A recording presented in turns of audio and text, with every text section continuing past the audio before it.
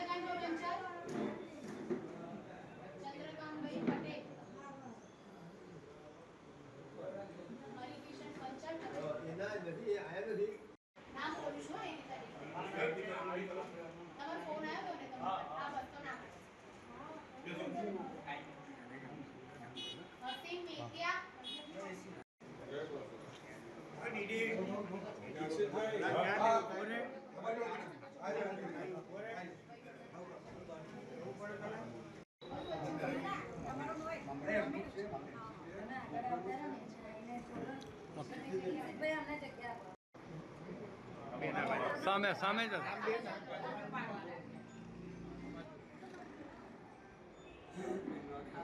Okay ને ચંદ્રકાંતભાઈ એક minute Jammu સરિયા યુસુફભાઈ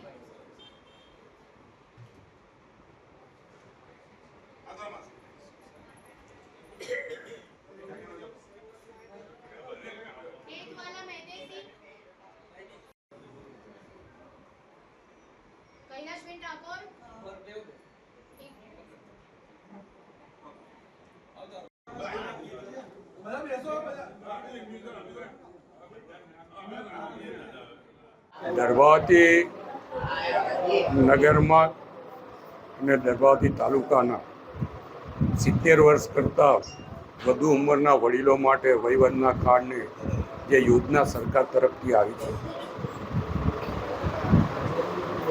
દર્ભાવતીના અમારા ધારાસભ્યના કાર્યાલય પર જનસેવા કેન્દ્ર ચાલુ કરવામાં આવ્યું છે અને ત્યાં લગભગ 200 જેટલા વડીલો દ્વારા અહીંયા રજીસ્ટ્રેશન કરાવવામાં આવ્યું હતું અને એમને આજે કાર્ડ અર્પણ કરવાનો કાર્યક્રમ અહીંયા આગળ રાખવામાં આવ્યો છે।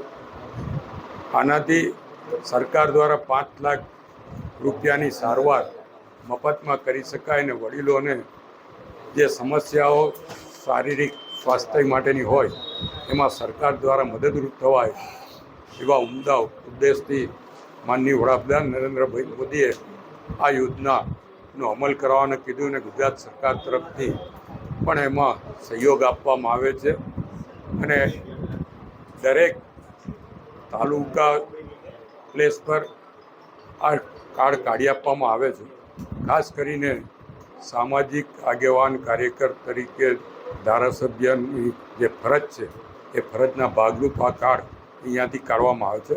આપના મારફત ડભોઈ નગર તાલુકાના નાગરિકોને જણાવવાનું કે જેને પણ આવી યોજનાઓનો લાભ ના મળતો હોય, ના લીધો હોય, અહીંયા કાર્યાલયનો સંપર્ક કરો, અહીંયાથી યોગ્ય માર્ગદર્શન આપીને જે તે તમામ યોજનાઓનો લાભ એમને મળે એવા પ્રયત્નો કરવામાં આવે।